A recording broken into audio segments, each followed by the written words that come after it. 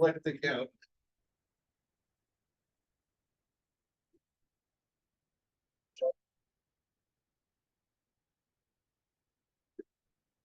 Oh, actually.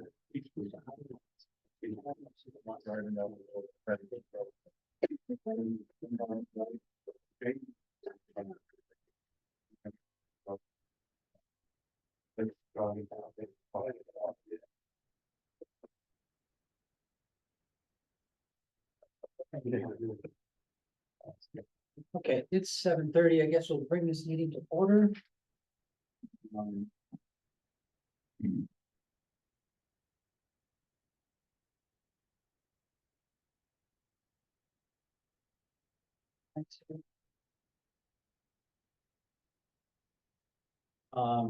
Let's start with roll call. Mr. Young, Yeah. Mark Blackmore, Joseph Atalanta. Dean Gould, David Robertson. Thank you.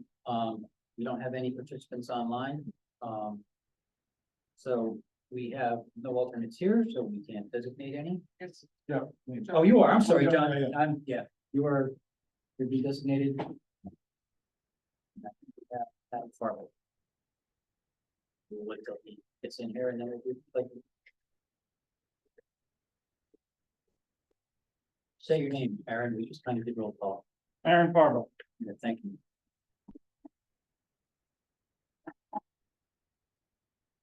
Close it down. It's the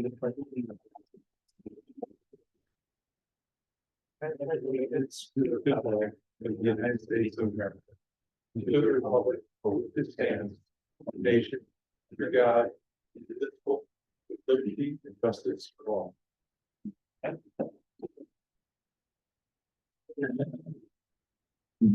you all for being here. All I have to say today, we are going to discuss that bill that passed in the state government. That's I kind of we had a chance to emailed it out. There's a couple copies here. Looks like it's going to be a lot of paperwork. I don't know how much applies to it, but we'll get into that later. Are there any citizens' comments not having to do with anything on the agenda tonight? Yes, we would like to talk about the cell tower going up at Chase. Okay, We could okay. just jump right in. Yeah, because that's gone to the state level now. Your comments are at the state level, because we had our public hearing about that. Which, yes, I'm aware of. I just, I don't think a lot of the residents know about it, even though there was a small ad put in the chapter guide, but there's a lot of residents that we've talked to that have no idea this is going on. Can I just have your name for a minute? Yeah, sorry, Jesse Andrews. Thank you. It's not Craig Andrews, but you like Craig Andrews. And Carl Cecil. So we've talked to a lot of people in the area in which the cell tower has been proposed to go up to. And not one person knew that cell tower was being erected at, or planning to be erected at Chase Building Supply. And there's one going in behind the Christmas farm. Christmas farm too. Yeah, that's right. We did our legal notice. I'm pretty sure it was on the website too, the notice for the meeting. I don't know. Were there a lot of people in attendance at the meeting for that one? I don't know if we can look back at the minutes. Yeah, I mean, there weren't a bunch of people. There were not a whole lot of people. There were a few. The state did their guys out and they made the presentation on. We don't have a whole lot. I mean, you can make your comments to the citing council. I don't know if that is comment section is closed yet or not. I think it might have closed. Well, what about, you've obviously put the broad notifications out. What about the notification to the people within 1,000 feet or a couple thousand feet that might be directly impacted by this, these towers? I mean, because those are the people that might not have opened up, the Villager or those publications and read it, but they're going to be impacted by the emanations that come out of that, the electromagnetic fields. Well, I mean, we did our due diligence. We did what we required to do. I think notices were sent out to butters. I don't know the ratings of the butters. I think it was 500 feet. 500 feet, Yeah. and are you within that? Or But the okay. studies out there show over 1,600 feet, it's where it radiates to. Yes. We are within that. Yeah, Sure. If there are suggestions and comments, probably going to the first selectman, who still has, as a municipal authority, some input, I think, to the siting council. That he can still add comments on behalf of the town. So, Yeah, Because I don't think there's a public meeting coming up. That's through- Another that's public through the commissioning board. I Yeah. believe it's in July. I'm trying to find. July 17th. Yeah, that's where you can go and log on and you can, voice your comments and concerns. yeah, we had a great meeting with him yesterday, a bunch of us regarding it, and I understand that the town, I think, offered up the town dump as another location possibly for it, but, Verizon thought, I think their goal is to line the roads now with as many towers as they possibly can, hence that location for it, but, the zoning regulations, under the wireless telecommunications facility, they, Right, so this is from the Woodstock, Connecticut government side in terms of how we as a town think about doing the right things by our residents. And the first number of them are to protect the general safety, health, welfare, and quality of life of the people of Woodstock. And so even though there's people within 500 feet that were notified, people outside of that really weren't notified in any great way. And then to protect the residential, public, agricultural, open space and historic areas from potential adverse impacts of wireless telecommunication facilities. Little Pond is right there. Yeah, Little Little Pond, River. Little River, comes all the way through that ecosystem. There's a lot of animals, there's a lot of wildlife, wetlands, all in the same area.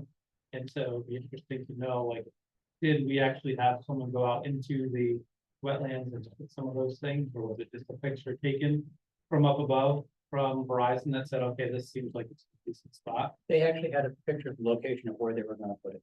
Yep. On the Chase one, it's right on an open spot near their yard. Yep. It's not infringing, they're not tearing up any. Certainly, but the impact from the RF frequencies and Did you Other- see the report that they provided the town, because the town put it on the town website? we do have. So the cell towers aren't regulated by local regulations. The siting council regulates it, and it's their, basically a courtesy that they provide to the town. We have the meeting here that we have. But we don't make the decision. but I just under wanna- law, the towns have party status and can appeal the grant of permit application. We didn't probably have to talk to the selectmen if the town wanted to do that. Right, Okay. but isn't it your obligation to hold up the regulations that you all put in place? Well, the siting council trumps us, so even though the regulations haven't been updated about cell towers, zoning no longer has an authority to regulate them. I mean, there's other towns that have been able to do it, they've gotten together and have appealed it based on their regulations. So it's a little confusing there. On what basis have they? Yeah, appealed? a lot of it is the ecosystem. The majority of them that have been stopped, are when the towns are like, this is impeding on, a strong ecosystem that we have. The thing about The environmental impact, sorry. think about the migration patterns of the wildlife and the birds that go through there. And we every day, And the bees. we every day see bald eagles fly through our neighborhood in the direction of Chase in the morning between 6 and 8 a.m. Like they're directly impacted by maybe not where their nests reside in terms of the trees being within that 500 feet or 1,000 feet, 1,600 feet. But in terms of their being able to migrate through there, if they were to have, I don't know if they're called, but it's to say babies, I don't know if there's a specific name for eagles, children, but if they are in that same pattern, other birds, other animals, if there's other impacts, and I recognize that you're telling us that you don't have any ability to have a say or impact on that, but we want to get our voices heard on the record in the zoning committee, which we're doing tonight, because now we know that these towers are going up. And maybe there were not people here when the Verizon and tower people actually came in and presented, because they didn't know about it, but now we're starting to get the word out there. When it wasn't really broadly put out there, they were legally required to put something in a paper for 2 weeks. That was it. That's pretty terrible. And it's kind of crazy because Woodstock already has 7 towers. Concord has 4 and Putnam has 3. We're gonna have 9. I mean, that's just, We're more than physically double. much larger town. than it is. right, I mean, Putnam's what, 1,000 less than us? Not area-wise. Yeah, how many spots are there still in town? This town is terrible, the cell coverage still. We need the towers, actually. Yeah, but No, I'm 39 years with Five Corner. Yeah. I left to go live in the concrete jungle for this amount of time, and I came right back because there's something really special about like where we live. Yeah. It's beautiful, it's quiet, I'd love my children to be able to have that instead of towers. and both of those towers are not gonna address the dead spots you're talking about, because they're put it right there on, you know, Chase, where Chase is on, was it 169, and the other one's on whatever the other route. You send them backwards. Yeah. 169 and 171. Yeah. I mean, number I 3 think is. it'll be very helpful if you can attend that public hearing that's coming up in July. Along with your friends and other people who need to express some concerns. Like a lot of people. Okay, well, that can be helpful. Just to your point, sir, number 3 is preserve the character and appearance of the town of Woodstock and its various neighborhoods. I mean, this is a 150-foot tower that neighborhoods, residential neighborhoods are gonna be. Who addresses the scenic impact and the historical impact for the town where the towers? Siting council regulates all of it. So planning and zoning doesn't have anything in there. No, Nothing. the town of Warren has actually written, because they were told that the siting council has jurisdiction over everything, and they rewrote their zoning regulations. You can follow it like precisely. They have not been able to have another tower put in because of what they've written. It is very, very well written. I thought Dr. Gordon had something in there some way back when we had this come up many years ago. There was some work being done on that. Things were being rewritten. I don't know. But we have very little say in what goes on. I mean, you have to go to the state siting council when they have their meetings, that you work with Chandler first and the select people to have their input. We don't have a whole lot of input on it. Okay. Noted. Thank you. I think showing up with lots of people and making noise, if you guys, is probably the best bet. And also reading more about exactly what can impact and stop these things. There was recently some sort of, was it legislation or was it a judicial decision that said that impacting property values could be considered whether it's on. Oh, yeah, it's a big impact. If you're right next to it, it's 20%. So that's allowed to be considered in the decision. So that's part of it. But I mean, also all the things that you guys are mentioning. Unfortunately, it's really out of our hands.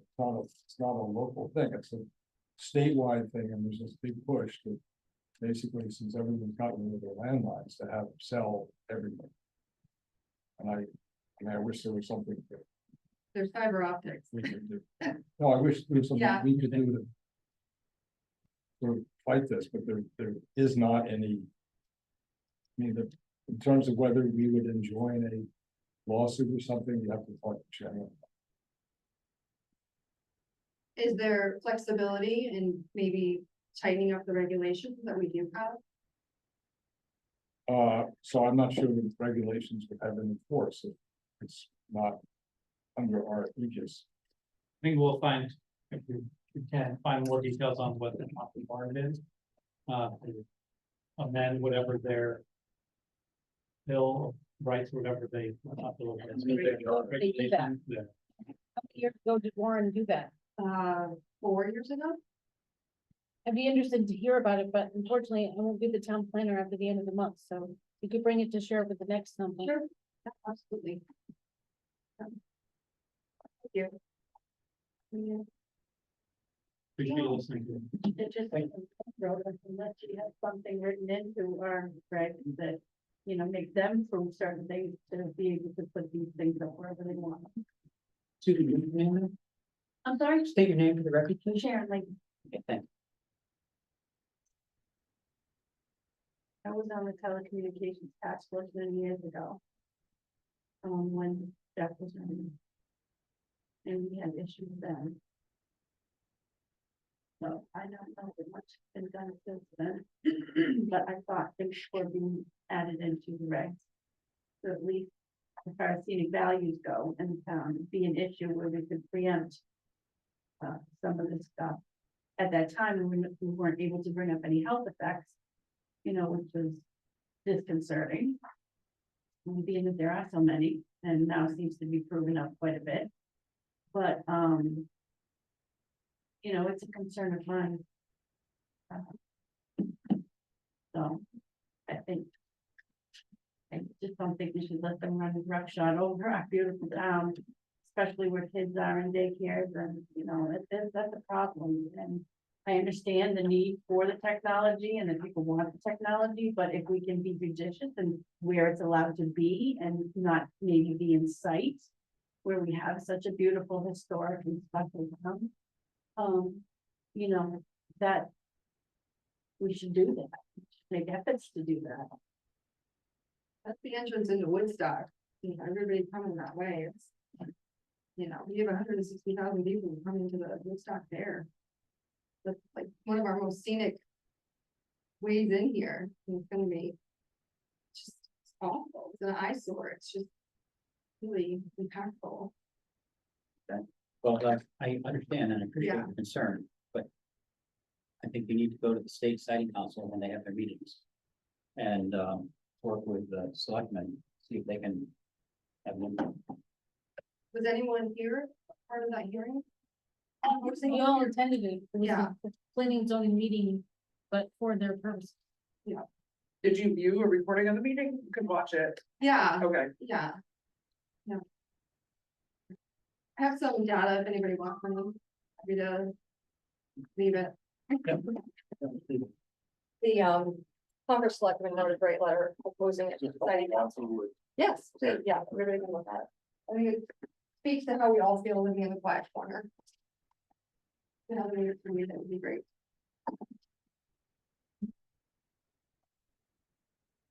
It's a packet of, it's got the health impact, the wildlife impact, and then property value. Thank you. Well, thank you very much. Thank you. Thanks for coming. Okay.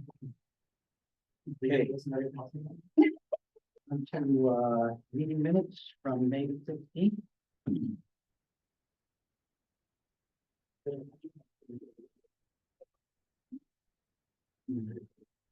Is there a mobile phone in there?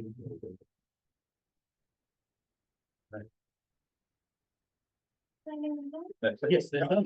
Go or No, those, No, that, well, come on in. they just can't put a truck. And I'm covered in ice cream, so.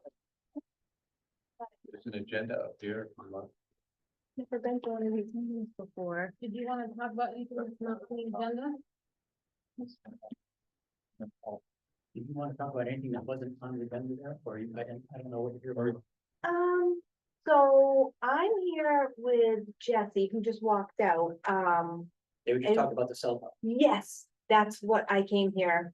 Yeah, I mean, they. That was a quick little, Comments thing, they discussed their concerns with us and told them that really out of our hands, it's in the state siting council and for their meetings and public comment, okay, and see or select them. Okay. It's kind of out of our, We share in the concerns, but we're not the regulatory authority. okay. Wonderful. I'll reconvene with them then. Thanks for being late. I was rushing from. Hey, Oh, I'm Sarah Bohannon. thank you for coming. Thank you. Back to the minutes of May 5th.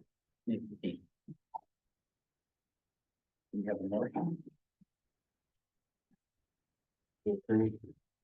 second,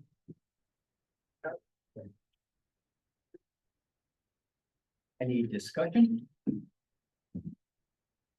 Hearing none, all those in favor of 70 minutes, I, Abstain. Any nays or abstentions? Joe and Dean, you got. That's.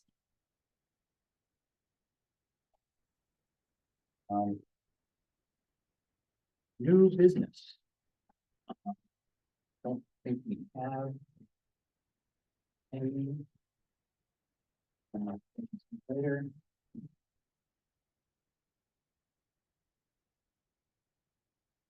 We could talk about the state, the act that the state just had. Ilya had some comments on. We do that in business.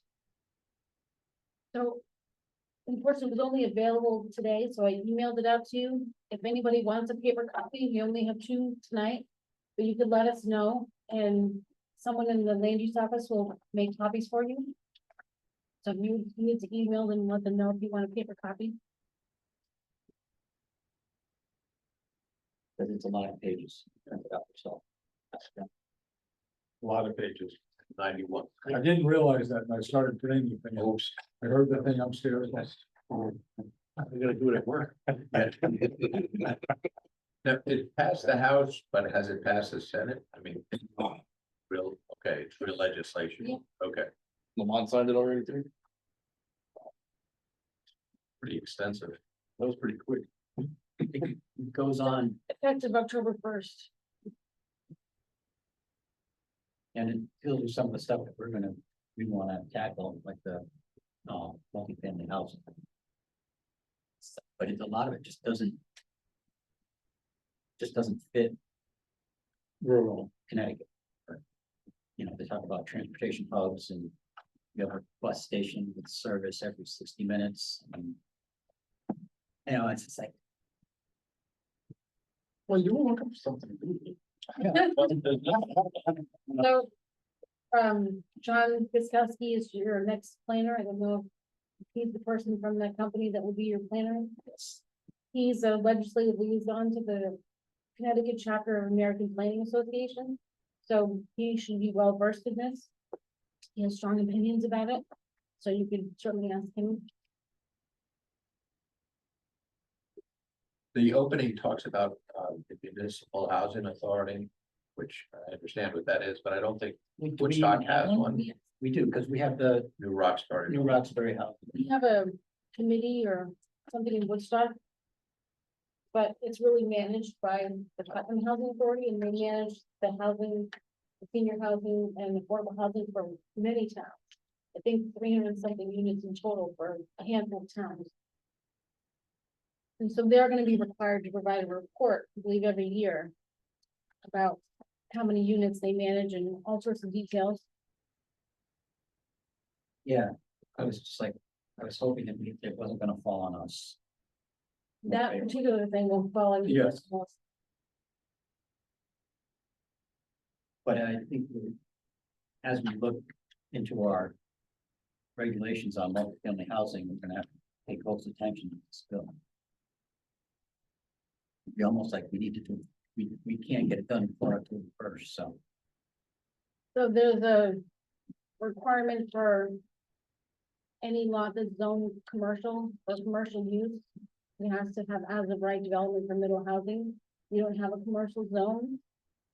So at this time, that doesn't seem to apply to you. And middle housing, I went through and finally found the definition of that in section 19, and that's anything more than one house. You can duplex, small apartment complex. Before, you know, Yeah. it can even go up to higher than that, but I don't believe that would really fit here. And condos could work here, you already have some, but you would need to have a large enough property that can fit the units and the driveway and the parking and the well and the septic and all that stuff. But that could be done here. So I don't want to cause anyone any motion sickness by looking at the screen, but I was gonna try to go through a couple of key points. And then you could read through it on your own time. And then if you want to talk about it at the next meeting, maybe you want to send some questions, or like I said, John Gustowski was the legislative liaison. You could probably save all your questions for him. You'll be more versed in it than I am. But there is something in here about the affordable housing plan and certain towns, when we get to this right section. Certain towns will have to do a priority affordable housing plan, and you won't know until there's a list provided every year, and then you'll know when you're on that list and you have to do the priority plan. I tried to look in advance to get an idea if it passed, whether you would be on the list, and I wasn't sure I was using the right list. But as far as I could tell, you were on the list to have to do the priority plan. It's based on your, I believe your income, like the median income or something. Maybe you can do word search better.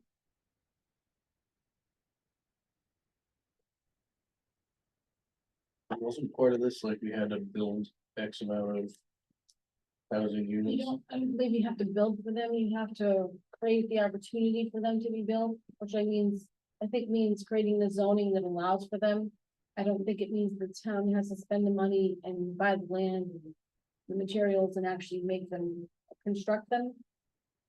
But you have to create the opportunity in your zoning regulations, and you have to figure out how many you're planned for, because they have this method of calculating what's the share Woodstock is supposed to provide, and you're supposed to provide 25% of what they decided was the fair number, fair share. So basically, you could do a build out analysis like we did for the last P O C D, which is like NACOG has a software that we feed all of your information into the software, how many acres you have. It basically takes the GIS map and you deduct your wetlands and water courses and your roads and all the things you can't build on. And then you feed it in what your standards are. Right now, your standards are 2.5 acres, 100 feet of frontage, that sort of thing. And last time we did this, you had your 50% open space requirement, so that factored in, and the program determines for you how many houses you could fit with all those constraints. So if you change the input, the constraints, you could figure out how many units could theoretically be built with the new rules. And that, I assume that would be how you would determine whether you were allowing for the number that they're saying that you need to allow for.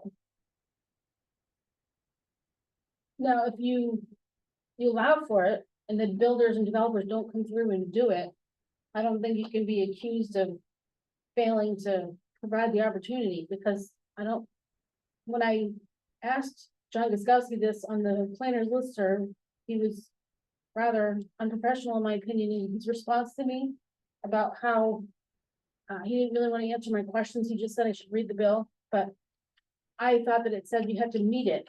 And so if you fail to meet it, what happens? I wasn't clear on what happens when you fail to do that. Yeah, that was the impression that I had, and I assumed it would be tied up with fund maker or something. I saw on one of their maps when this first got proposed, we had to do like 35 units or There 37 was a units. newspaper article that had 3 different approaches, and so if you moved your mouse over the different towns, and it gave you a different amount for a fair share based on the 3 different approaches that they could have taken. And I guess they have chosen them. I don't know if they chose one of those options or another method of coming up with a number, but now they have a number for all the towns. You're supposed to plan for 25% of that number. But I looked at some of the towns, and some of the towns a little bit west of here, their number is way larger, even though they're not that different than you are. They're in a different county or a different COG region, so maybe that's why I wasn't sure how they were so much higher. So I'm trying to find the part about the priority.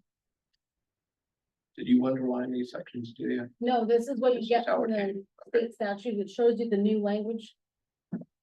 So the underline, I believe, is new. Yep. So, and somewhere in here, I may have gone past it, but you'll read about the priority housing plan and what that means. I know, that's a priority for the housing. So it tells you what you have to do, if you have to do that type of plan.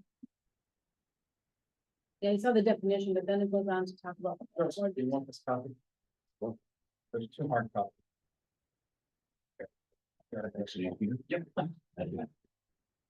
So it says realistic opportunity means utilizing municipal powers, including but not limited to adopting planning and zoning regulations, municipal compliance implementation mechanisms in order to remove barriers and constraints for the construction, rehabilitation, repair, or maintenance of affordable housing units within a municipality, and the administrative burdens to construct, rehabilitate, repair, or maintain such affordable housing units on developable land for the benefit of low-income households, including fees and hearing, and in timeframes that shall be consistent and comparable to those for single-family homes. So, as it was explained to me, realistic opportunity means the town doesn't have to go and build it. You have to create regulations that allow for it. There's also, we get to do an affordable housing plan every 5 years. Yeah, that was already a requirement, but some towns will now have to do a different version of that plan where you're required to do more, put more into your plan. Yeah, if you go to page 14, section E, I think is what you're talking about.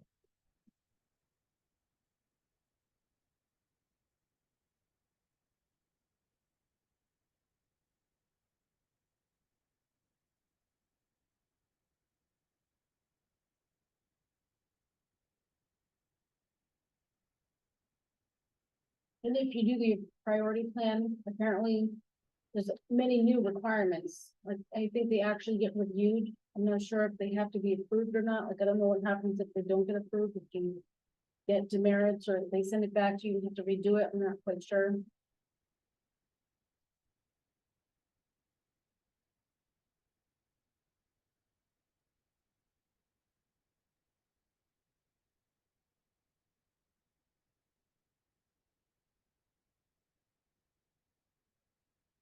Section, I think is where you're referring to.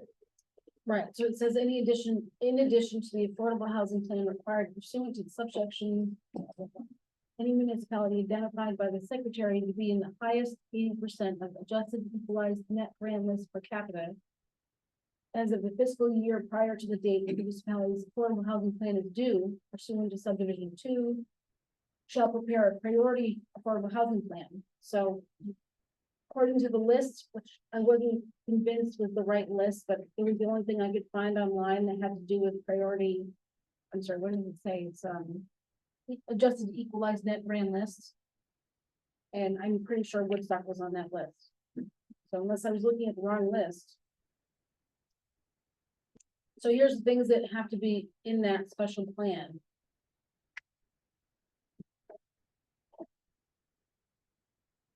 How the municipality intends to create a realistic opportunity for the development of the number of affordable housing units allocated according to that method that they came up with. Specific zones or parcels within the municipality sufficient to build the municipality's affordable housing allocation as of right in the planned density for such zones or parcels. Are some of these descriptions like that one you were just reading set forth how the municipality intends to create? I understand that can be a zoning part, but does it also require the selectmen to be addressing this as well? Because that's the municipal. Seeing anything in there about what the selectmen have to do. I think it's basically all of you guys. Should create the rules and the Yeah, regulations yeah. and All this right. opportunity. I was reading municipality as the government, Well, you create That the would be- regulations for the municipality. I don't know that the selectmen have to do anything on their own. So you have to detail how the municipality intends to change its zoning regulations. So that's a lot more detail than you're required to put in the last affordable housing plan.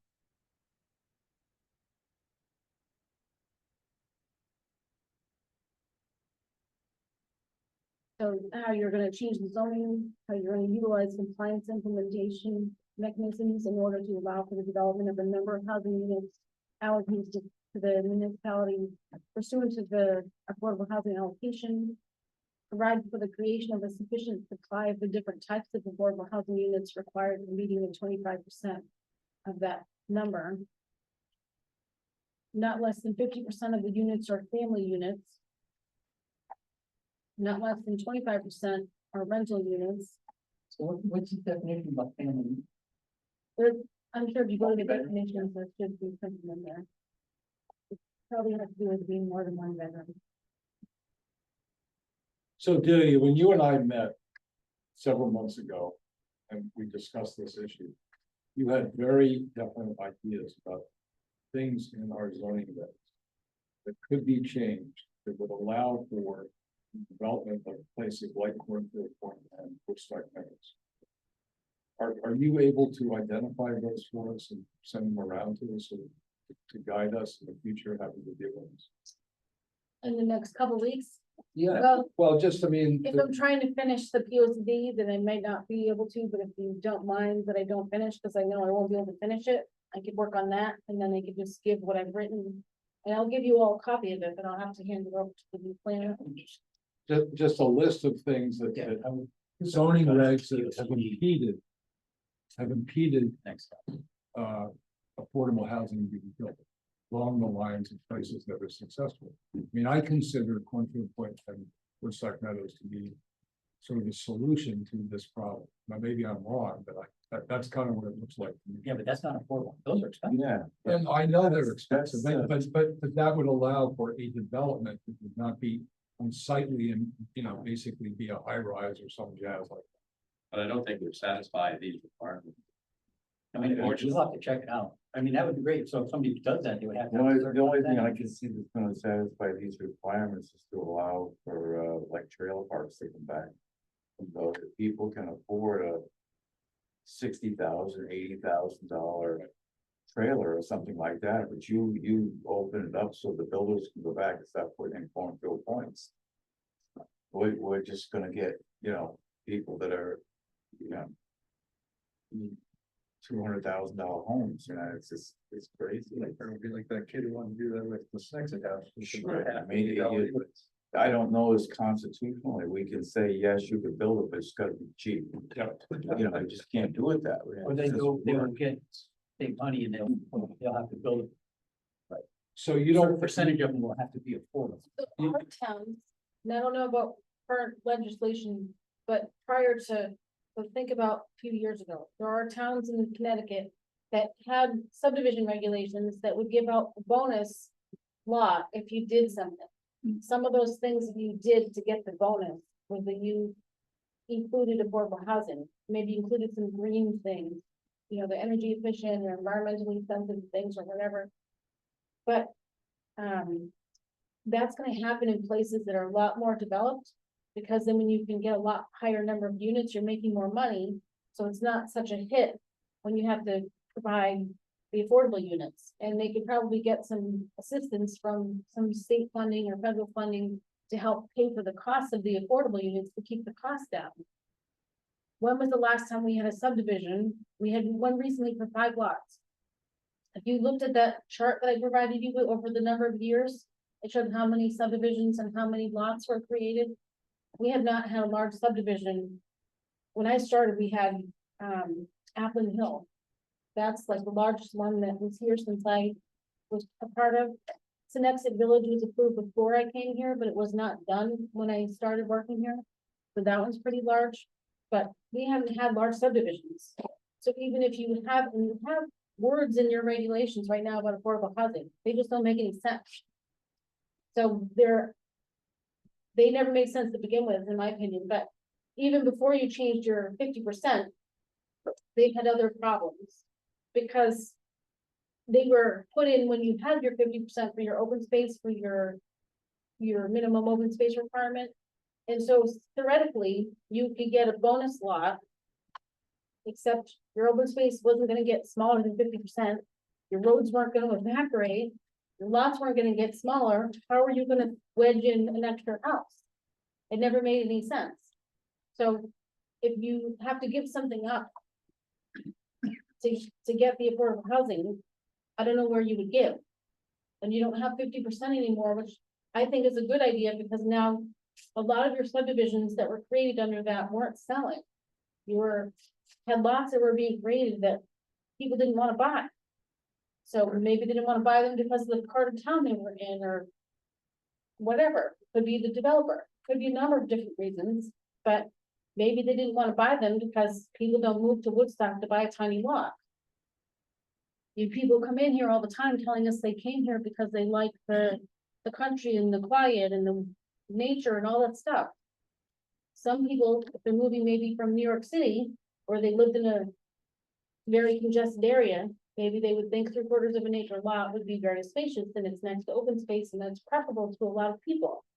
That's what your regulations were before, but that's not going to appeal to everyone. So I think your new regulations allow you to have different kinds of subdivisions. The problem is they're all required to be 4-bedroom houses. You've required 4-bedroom houses for longer than I worked here. So when you require 4-bedroom houses, you can't be surprised when most of your houses are 4-bedroom houses.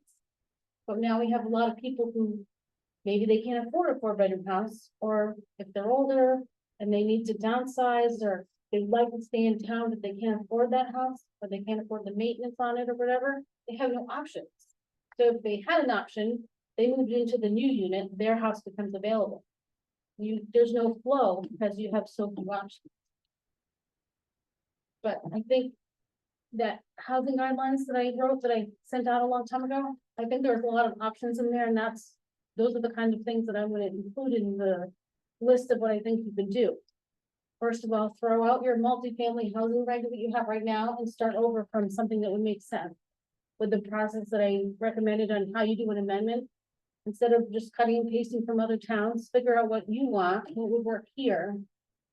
And that helps you come up with what you would put in for standards. And then you might look at what another town has, but before you cut and paste things that may not even work well there, figure out what you want for your town.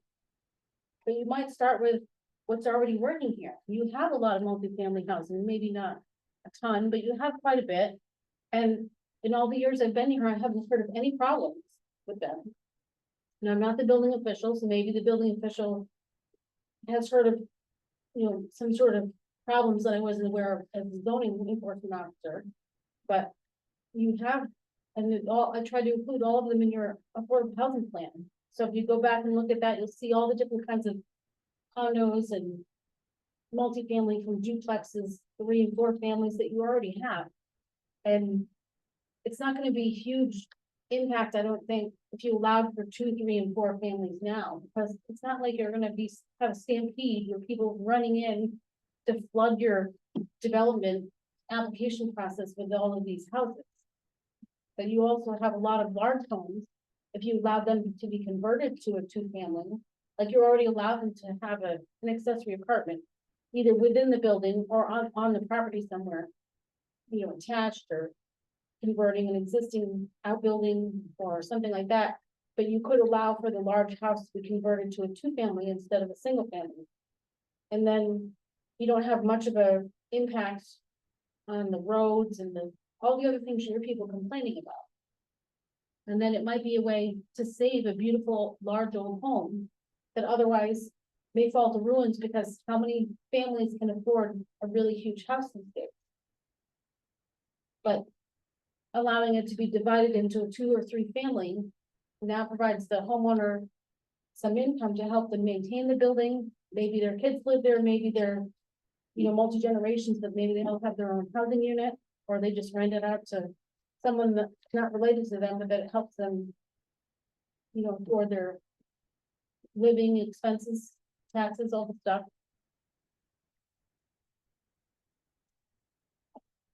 So those are the options that I'm gonna put into the list of what I think you could do. And the housing authority informed me they have no plan to build more affordable housing units or more senior housing units in any of the towns that they manage. I think you should push for them to do something. And if you do it in Woodstock, I don't know if you can do it, but maybe you could prioritize Woodstock residents get first dibs or something. I don't know if that's allowed. It wouldn't be in zoning, but maybe it could be in some sort of management on how the units are managed.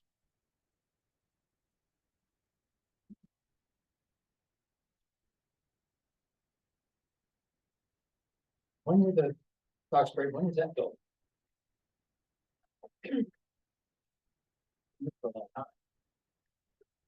Just looking that up.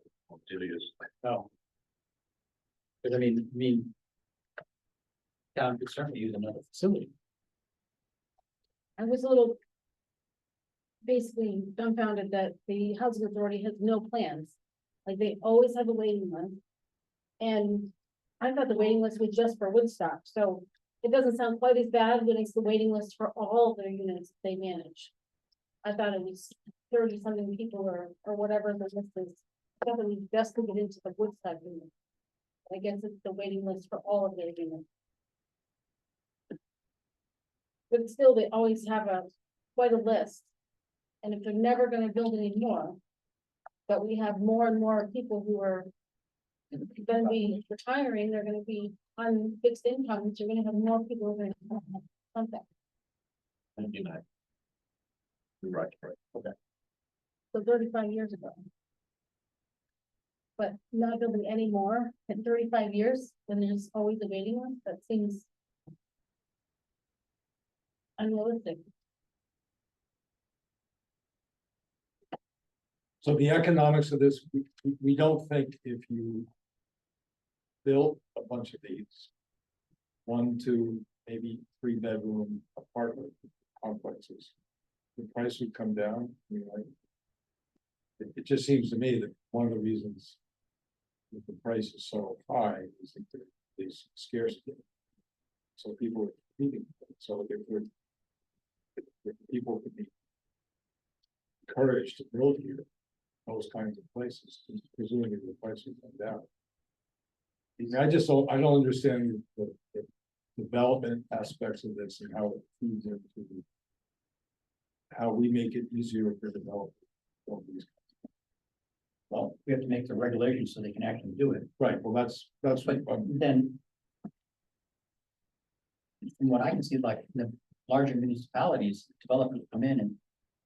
They can kind of bypass some of the local zoning by saying we're gonna build a, 100-unit. Building. Right. And, 35% or, 40% are gonna be low income housing. And guaranteed, for the number of years that they have to be. And that's where you get, that's. Where you get the housing from. It's not the towns, the towns are fighting. Especially down in the Gold Coast. When it's an affordable housing application, if the town doesn't want it and they try to reject it, it becomes the town's burden to prove that they, whatever the problem is, they have to have a very high standard of a problem as opposed to denying any other application. So normally you have an application, say a subdivision, and come in, if for some reason the commission determined you were going to deny it, you have to be fair and you have to have a basis in regulations and a fair, legitimate reason to deny it. But if it was an affordable housing application and they're gonna say it's 830G and they are proposing this and you want to deny it, you're gonna have a lot higher obstacle to deny it than you would if it was a regular subdivision. But I don't know if any of those developments in this area. But and if you look at those, that list with each town and the number of housing units that qualify for is the affordable housing, the list in the plan. And I have the draft of the draft that I've been working on for the POCD. There's a new table in there. I can bring it up really quick. But you can see how few units are in all of our towns, and that's because we don't have funding available. Otherwise, developers would be doing it.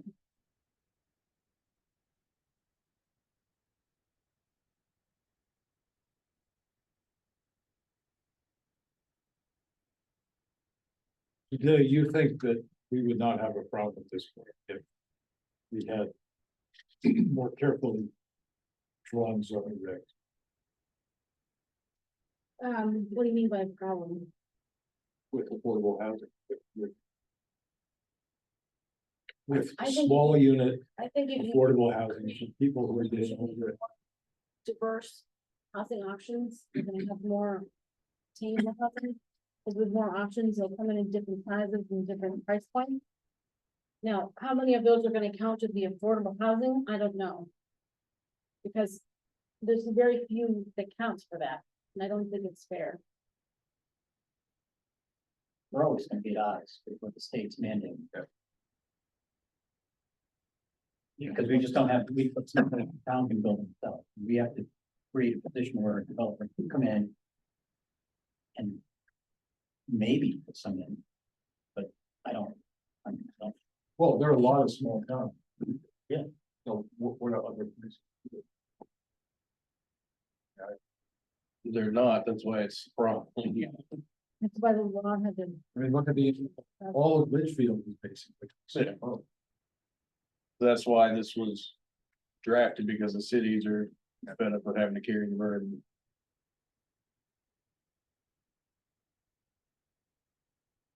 But there's not, the same thing we talked about before, there's not the job base, it's not a transportation, public transportation base. For rural towns to support. And we have one sewer line. Maybe two with better little branch, but still, we don't have we just don't have the sewer system. That they are talking about, especially in this. With the little, local bus that the regional transit authority doesn't meet the qualifications for public transportation the way this is written. Yeah, so don't you have to call that to get it to come out here? Yeah, they have to have a regular group of stops and So this is the same list or an updated list of what was in your affordable housing plan. So the only houses that count towards the affordable that the state is talking about is the government assisted units, which that has 24, that's it, Roxbury Village. And you gained 1 tenant rental assistance, and you now have 23 single family CHFA USDA mortgages, but you lost 5 of them from when you did the affordable housing plan. Now, I don't have the data to tell me that you lost those because they were paid off, or maybe someone sold the house to someone who didn't have a qualifying mortgage. So now you only have 48, which you had more before, but you're still at 1.31%. You're in second to last place. So you can look up here. The deed restricted units, Putnam or Plainfield has 4. That's fairly recent, I think. None of our other towns have any. And there's nothing you can do to increase the tenant rental assistance, like, because it doesn't come from the town, I believe it comes from the state. There's nothing you can do about increasing the mortgages. The town could build housing and deed restrict it, or if you had a subdivision like I was mentioning with the bonus, you say you had I don't want to jinx anybody, but say you had a large subdivision, 20 units or something, you required, say 2 of them to be affordable. That they would be deed restricted to be affordable for the 40 years. That would go under that list. But you see, there would be 2. right, so that's not gonna bring us up to the 10%. Just having a CHFA loan doesn't qualify as affordable housing. If we had a mortgage, then it would count. But there's nothing not the town or the commission can do to increase those mortgages. I reached out to HUD last year, or when I was doing the housing plan, as I said, well, okay, so what can we do? Can we promote the mortgages? No. Can we get more vouchers, more tenant rental assistance? No. Like I bought my first house with a HUD loan, but it wasn't a cheap house. So I didn't know if that actually counted or. It might not count for everybody, but, there must be certain types of mortgages that are under that type that count. But the funny thing is, this is what they want, this is the data, but there's nothing you can do about most of those categories. And even if money falls from the sky and someone gives you some land and you build affordable housing, most areas of Woodstock are not going to be affordable because you can't walk to work. You can't walk to any of the places that you need to go to. You have to have a car. So I think it's misleading to call them affordable. So this is the updated table. I don't think you were in second to last place last time, but you were still really low. Where was Woodstock on the list last time, Joe? 1.45%, that, looks like second. to the last. Oh, we were still setting it last? Eastford at 1.26, that's the lowest. Eastford is the only town in our region and only one of 2 towns in the state that doesn't have zoning. And I'm a little surprised because they have, someone's building a lot of housing over there and there's a lot of complaints about it, so I'm surprised it's not prompting them to. No, they're not. But he's building a lot of them all in the same lot.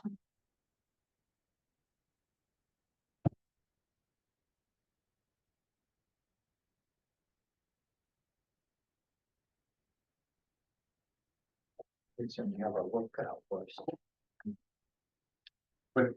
My takeaway from this report that Delia did for the town was that although we don't have affordable housing as defined by these 3 conditions, I think you coined the term of attainable housing, that there are a lot of rental properties that are below or at the level that would be considered affordable by the financial aspect, but not deed restricted or covered. Yeah, I think that's what we can do is make more availability of attainable housing. You know, what we have to do. Make. Yeah. That's we can do, right? Allow trailer parks to come back.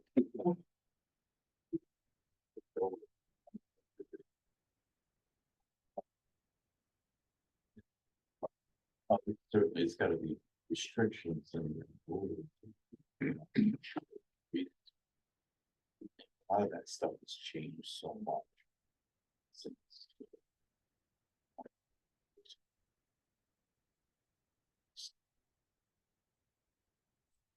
Park them right in the room. Sell the airport. It's for sale. Why not? Yeah. You float them out of there once in a while.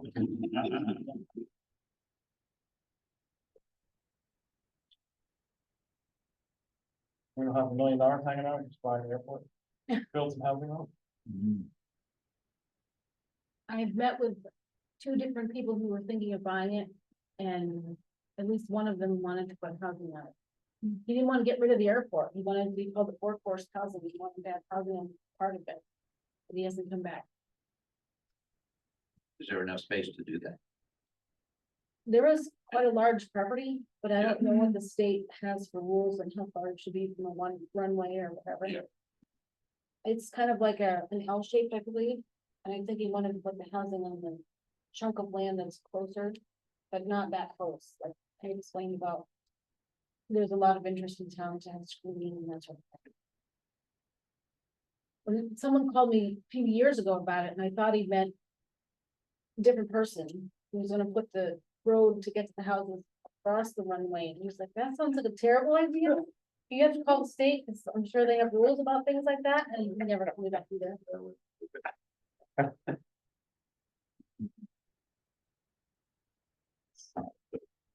Not like Gibraltar, you cross the runway to get to Gibraltar. Yeah, It's not a little.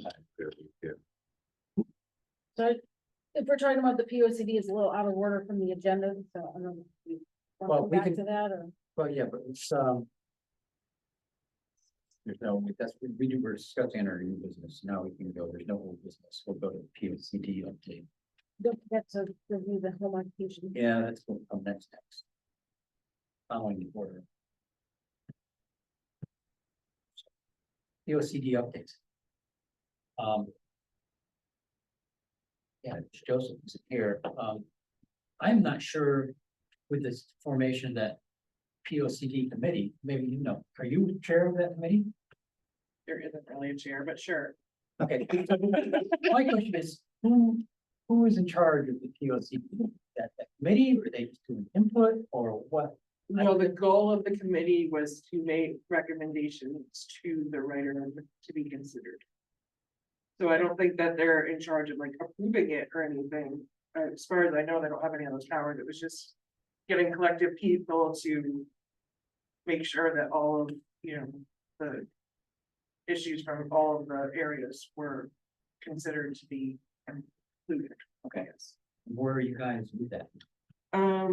We're good. I think we've touched on all of the topics. So July, we're going to review a draft that summarizes all of our conversations and like kind of organizes bullet points. So either July or August, we should have that wrapped up and ready to go as a final list of what we think should be. So my plan is to spend more time before the end of the month to add some more text into the document. And I will email you copies, and if I have time, I will try to print them for you. And it'll be a draft, obviously, and I will hand all my files to do the POCD and all my other Word stock stuff to the new planner, and then you will have to pick it up from there. Yeah.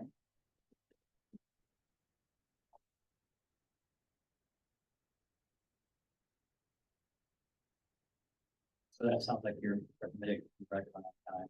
Yeah. It was never meant to be a long-term thing. It was just, yeah, we had the extension and we just wanted to make sure everything was in there.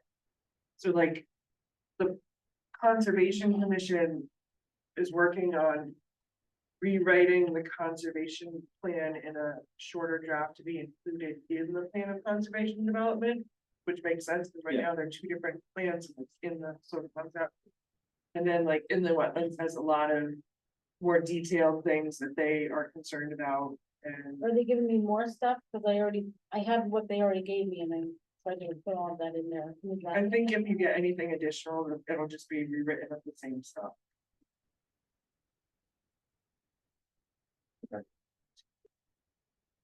That's our date on that, so. I know EMS is working on putting something together too, for fire safety. They should have that in a couple weeks. So we did get in contact with them and they were putting together sort of like a plan for that aspect of the town, which is kind of neat. Maybe Dean can get the highway department to throw us some input. I reached out to the highway department, reached out to all boards and commissions and departments last fall, but I didn't come back from everybody. We'll try to get Jason on board with it. I emailed them earlier, so just remind me to get to me.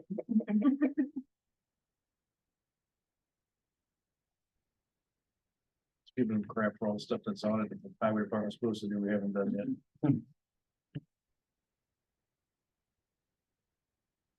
Okay, so I think that kind of where we are with the POCD. Kind of write up what you have and switch that over, send it to Heike and see what happens, but we go with them.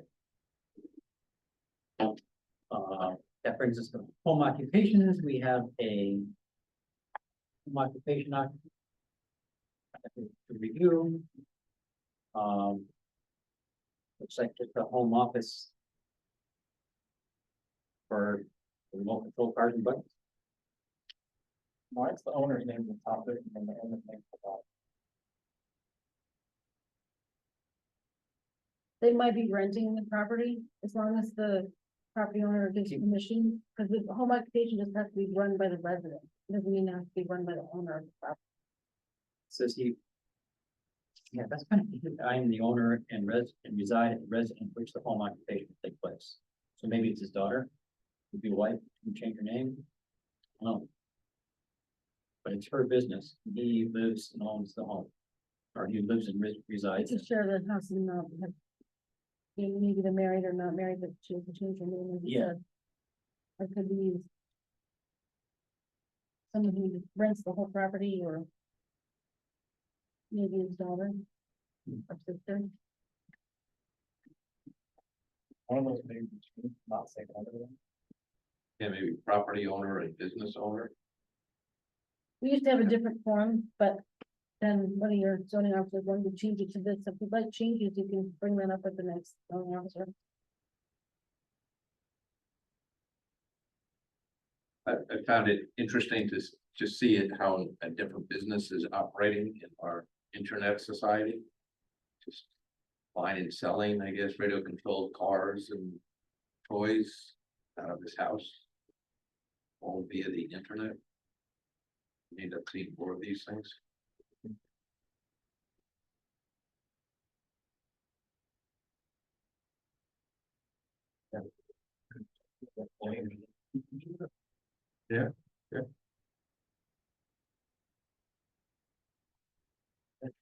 So do you approve it? I can email. We don't have to, we're or just whatever, reviewing some it. sort of statement. These are just for us to review, to see how they go. Not- Maybe there should be more, request more detail on who owns what. Now, it's just, Buggy Sales and Service owned by Teresa Perry, and it's on Norman's town land or what?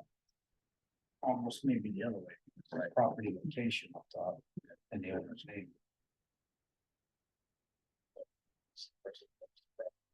And want the property belongs to the I mean, there's a phone number and an email address, so it shouldn't be that difficult. Or somebody to do it.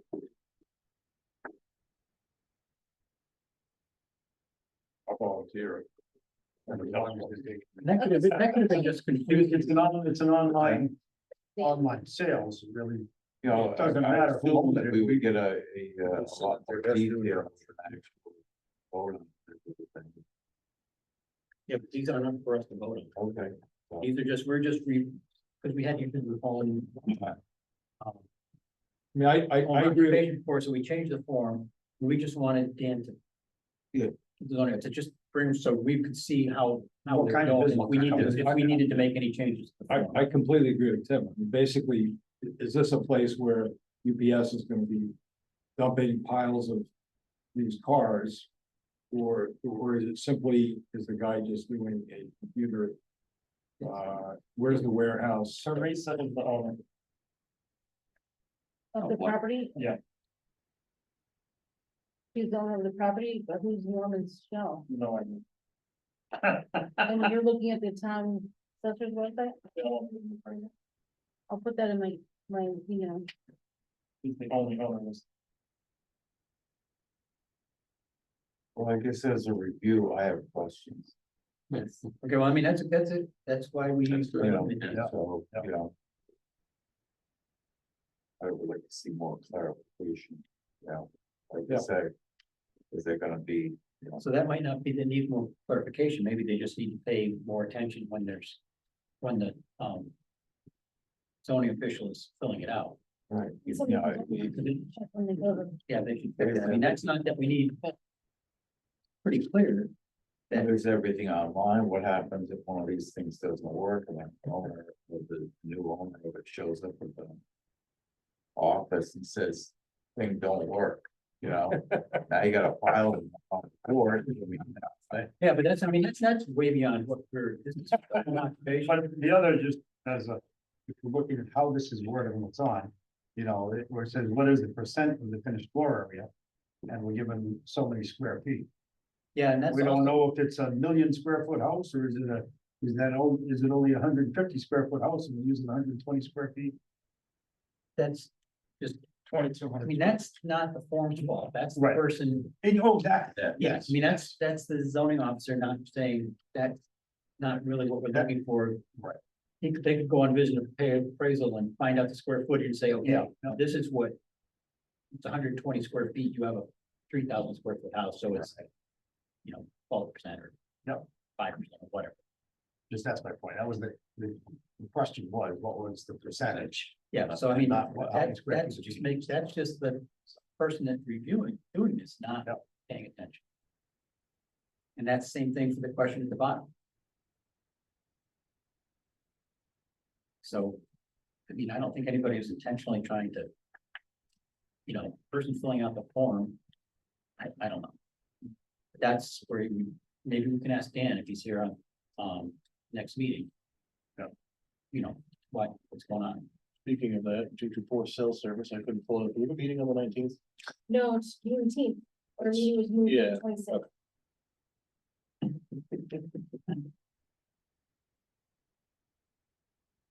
We shared that with them the whole year.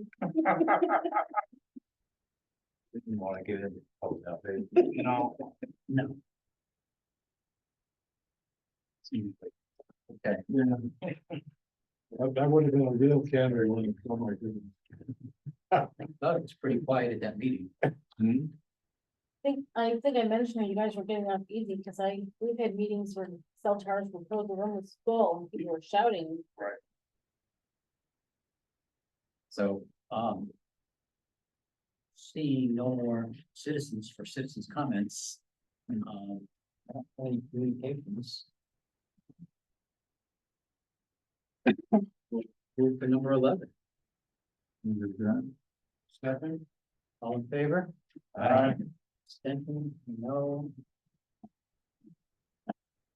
So quickly, what happens with the, home occupation thing? Discuss- It's just a review. So you'll, The questions that you guys had. and then we'll discuss this next meeting. but- Yeah, we'll just.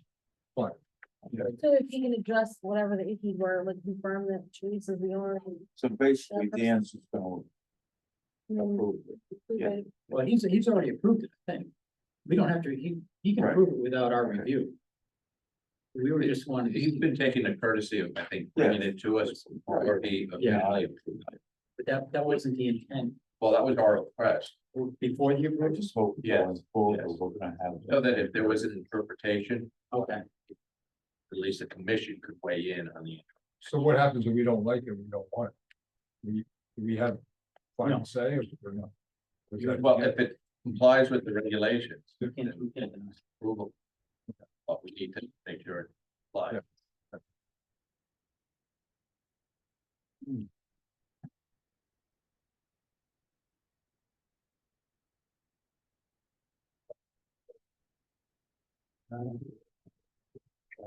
Yeah. Yeah. Probably. You're on top of it. Yeah, probably good. Although I wouldn't have looked at that. But I think.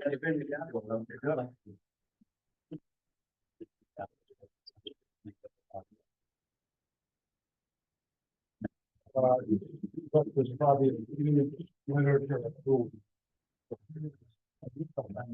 My guess would be that literature approved